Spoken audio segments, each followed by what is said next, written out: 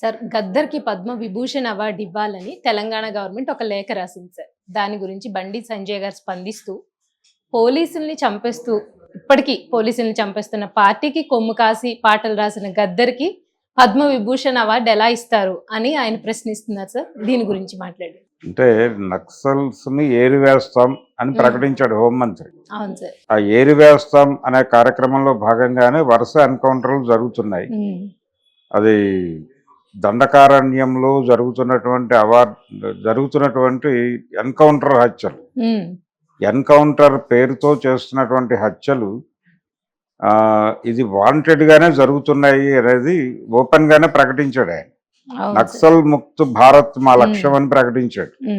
నక్సల్ రహిత భారతదేశం మా లక్ష్యం అని చెప్పి ప్రకటించినటువంటి ప్రభుత్వానికి, ఆ ప్రభుత్వంతో ఉన్నాడు, ఆ ప్రభుత్వాన్ని నడుపుతున్నటువంటి ప్రధాన పార్టీ నాయకుడు ఆయన బండి సంజయ్. ఇంతకంటే భిన్నంగా ఆయన ఆలోచిస్తాడు, మాట్లాడతాడు అని అనుకోవడానికి ఆస్కారం లేదు. ఆయన జనరల్ గానే కొంచెం అగ్రెసివ్ స్టేట్మెంట్లు ఇస్తున్నాడు. ఈ అగ్రెసివ్ స్టేట్మెంట్స్ ఎలా ఏ లెవెల్లో ఇస్తాడంటే ఆయన ఆ మధ్య కాలంలో ఈ దేశంలో ఉన్న ప్రతి మసీదుని తవ్వుతాం అంటే శివాలు వస్తే మావి, శవాలు వస్తే మీవి అన్నాడు ఆయన. శివాలు అంటే శివుడు ఇలాంటి గుడులు ఏవైనా ఉంటే కింద మసీదుల కింద, అంటే ప్రతి మసీదు కింద ఏదో ఒక గుడి ఉంటుంది అనే సెన్స్ లో ఆయన మాట్లాడి ప్రతి మసీదు తవ్వేస్తాం, శివాలు వస్తే మావి, శవాలు వస్తే మీవి అన్నాడు. అది చాలా హై హ్యాండెడ్ స్టేట్మెంట్. అలాంటి స్టేట్మెంట్ ఇవ్వడానికి కూడా ఏమాత్రం సంకోచించని స్వభావం బండి సంజయ్ గారి సొంతం. అందులో భాగంగానే ఆయన ఈ రోజున గద్దర్కి అవార్డు ఏమిటి, ఒకవైపు గద్దర్ పేరుతో సినిమా అవార్డులు ప్రకటించాడు ఆయన రేవంత్ రెడ్డి. సినిమాలకు ఇచ్చేటువంటి నంది పురస్కారాల ప్లేస్ లో గద్దర్ అవార్డులు ఇస్తాము అన్నాడు ఆయన. దాని మీద ఒక చర్చ జరుగుతోంది తెలంగాణ సమాజంలో. ఆ చర్చ గద్దర్ నమ్మినటువంటి రాజకీయ లక్ష్యాల పట్ల గౌరవంతో నడుస్తోంది. గౌరవంతో అంటే గద్దర్ ఉత్తమ హాస్య చిత్రం లాంటి అవార్డులు కూడా ఇచ్చేస్తారేమో ఈ పేరుతో. అంటే ఆయన ఆశయాలకు దగ్గరగా ఉన్నటువంటి సినిమాలు ఏవైనా ఉంటే దానికి గద్దర్ స్మారక పురస్కారం ఇవ్వటం ఓకే. అలా కాకుండా గద్దర్ పేరునే అవార్డులకు పెట్టేయటం ప్రమాదకరంగా మారుతుంది. గద్దర్ ఉత్తమ విలన్ ఇలాంటి అవార్డులు ఇవ్వాల్సి వస్తుంది, అది కొంత ఇబ్బందికరం అనే చర్చ ఒకటి గౌరవప్రదంగా జరుగుతున్న సమయంలో ఈయన మధ్యలో ఎంటర్ అయి తనదైన పద్ధతిలో గద్దర్ తన జీవితాంతం ఏ రాజకీయాల వైపు అయితే నిలబడ్డాడు అంటే ఆయన చాలా క్లియర్గా మావోయిస్టు రాజకీయాల వైపు నిలబడ్డాడు. మావోయిస్టు పార్టీతోనే ఇప్పుడు కాన్ఫ్లిక్ట్ నడుస్తోంది కేంద్ర ప్రభుత్వానికి. ఈ మావోయిస్టులను ఏరివేయటం అనేది బీజేపీ ప్రోగ్రాం మాత్రమే కాదు, ఇది వరల్డ్ బ్యాంక్ ప్రోగ్రాం. అంటే అడవుల్ని, ఈ దేశంలో ఉన్నటువంటి సంపదల్ని మొత్తాన్ని కూడా కార్పొరేట్లకు అప్పచెప్పడం అనేది ఒక ప్రధానమైనటువంటి ఎజెండాగా కేంద్ర ప్రభుత్వం నడుస్తున్నటువంటి సమయంలో ఆయా ప్రాంతాల్లో నిర్వాసితులు అయిపోయేటువంటి ప్రజల తరఫున వీళ్ళు పోరాటాలు చేస్తున్నారు. ఆ పోరాటాలు చేస్తున్నటువంటి వాళ్ళని నిర్మూలించేస్తే ఆ తర్వాత ప్రజల్ని బయటకు తరలించేయటం అనేది ఈజీ అవుతుంది అనే ఉద్దేశంతో ఇప్పుడు అభివృద్ధి అనే పేరుతో ప్రతి చోట ఏదో ఒక పెద్ద కార్పొరేట్ కంపెనీని తీసుకొచ్చేసి ఆ కార్పొరేట్ కంపెనీల్లో లోకల్స్ కి ఉద్యోగాలు ఇస్తామని చెప్పి అక్కడ ఎలో చేయించి వాళ్ళతో బలవంతంగా సంతకాలు తీసుకుని ఎలో చేయించి ఆ తర్వాత అందులో వాళ్ళకి పారిశుధ్య పనులు తప్ప ఇంకో పనులు దొరకవు. పైన టెక్నికల్ లైన్ ఇవన్నీ కూడా పెద్దవాళ్ళు ఎక్కడి నుంచో చదువుకుని అమెరికాలో చదువుకున్న వాళ్ళు వస్తారు అక్కడికి.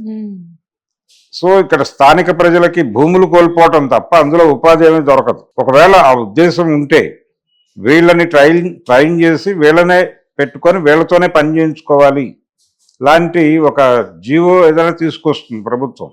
అటువంటిది ఏమీ లేదు మన దగ్గర, అటువంటిది ఏమీ లేదు. ఎవరినైతే నేటివ్ పీపుల్ ఎవరి భూములు అయితే తీసుకుని మీరు పరిశ్రమలు పెడుతున్నారో ఆ భూముల యజమానులకి వాళ్ళకి సరైన తర్ఫీదు ఇచ్చి వాళ్ళకి పెద్ద స్థాయి ఉద్యోగాలు ఇవ్వాలి.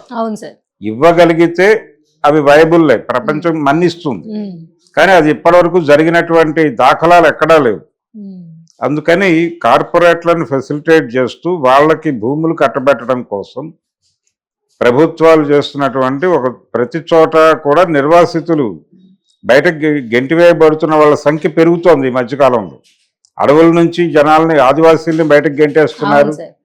పల్లెల నుంచి చాలా మందిని బయటకు గెంటేస్తున్నారు. ఈ గెంటేసిన వాళ్ళందరూ మహానగరాలకు వచ్చి ముష్టివాళ్ళుగా మారిపోతున్నారు. లేకపోతే ఇక్కడ రోడ్ల మీద పడుకోవడం, వాళ్ళకి వేరే ఏం ఉండదు. ఇక ఆధారం నిర్వాసితం అయిపోయిన తర్వాత ఇంకేం ఉండదు వాళ్ళకి. ఉమ్.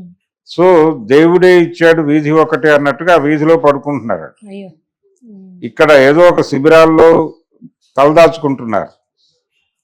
ప్రతి నిర్వాసితుడిని, అంటే వీధుల్లో పడుకుంటున్న వాళ్ళు ఎవరిని కదిలించినా ఉమ్. వాడు ఏదో ఒక కంపెనీ లేకపోతే ఏదో ప్రాజెక్టు వలన వాడు నివసిస్తున్నటువంటి ప్రాంతం నుంచి నిర్వాసితుడై ఇక్కడికి వచ్చాడని తేలుతుంది. అయ్యో. అటువంటి కండిషన్ ఉంది ప్రపంచంలో. ఉమ్. ఇవేవి కూడా బండి సంజయ్ గారికి పట్టవు. ఉమ్. ఇవేవి అక్కర్లేదు ఆయనకి ప్రజలు అక్కర్లేదు, ప్రజల కష్టాలు అక్కర్లేదు. ప్రజల తరఫున పోరాటం చేస్తున్న వాళ్ళని చంపేస్తే ఈయన చంకలు గుద్దుకుంటాడు. ఆ చంకలు గుద్దుకోవటమే ఇప్పుడు చూస్తున్నాం మనం. గద్దర్ పేరుతో ఉమ్. గద్దర్కి పద్మవిభూషణ్ ఇవ్వటం కరెక్టా తప్ప అనేది వేరే చర్చ. అయితే కనీసం తెలంగాణ రాష్ట్ర ప్రభుత్వం ఆయన పేరు ప్రతిపాదించింది. అవును సార్. ఆ ప్రతిపాదన కూడా కోపం తెప్పించింది బండి సంజయ్కి. ఉమ్. కోపం తెప్పించి మావోయిస్టు పార్టీకి కొమ్ము కాస్తూ పాటలు రాసిన గద్దర్ని, పైగా పోలీసుల్ని చంపేసిన అనేది ప్రస్తావించాడు ఆయన బలంగా. ఉమ్. మీరు ఎంతమంది నక్సలైట్లను చంపారో లెక్క తీస్తే మరి దానికేం చెప్తారు సమాధానం? అవును సార్. గత 2 నెలల్లోనే దాదాపు ఒక ఎన్కౌంటర్లో 20 మందిని, ఇంకో చోట 24 మందిని, ఇలా రకరకాల లెక్కలు బయటకు వస్తున్నాయి. ఉమ్. ఈ లెక్కలన్నీ బయటకు తీసి ప్రజాస్వామ్య ప్రభుత్వాలు ఈ దేశంలో ఉద్యమకారులను ఎంతమందిని చంపాయనేది లిస్ట్ అవుట్ చేస్తే, చచ్చిపోయిన పోలీసులు ఎంతమందిని లిస్ట్ అవుట్ చేస్తే చాలా తేడా ఉంటుంది. ఉమ్. దానికి సమాధానం చెప్పాలి ఆయన బండి సంజయ్. సో ఆయనకు ప్రజల పట్ల, ప్రజల ఆందోళనల పట్ల ఏమాత్రము గౌరవం లేదు. ప్రజలు చేస్తున్నటువంటి ఆందోళనలని రక్తపు టేరుల్లో ముంచేస్తున్నటువంటి ప్రభుత్వానికి కొమ్ము కాస్తూ, మోడీ ప్రభుత్వానికి, అమిత్ షా గారి ప్రభుత్వానికి కొమ్ము కాస్తూ ఆయన ప్రజా ఉద్యమాల మీద దాడి చేయటమే ఇప్పుడు గద్దర్ గురించి మాట్లాడటం. ఉమ్. సో ఇలాంటి వాళ్ళకు కూడా ఈ ప్రజా ఉద్యమాలు గుణపాఠం నేర్పాల్సినటువంటి అవసరం ఉంది అనే విషయాన్ని మరోసారి ముందుకు తెచ్చాడు ఆయన ఉమ్. బండి సంజయ్. బండి సంజయ్ వ్యాఖ్యలు తీవ్రమైనటువంటి అభ్యంతరకరం, అవి ప్రజా వ్యతిరేకం.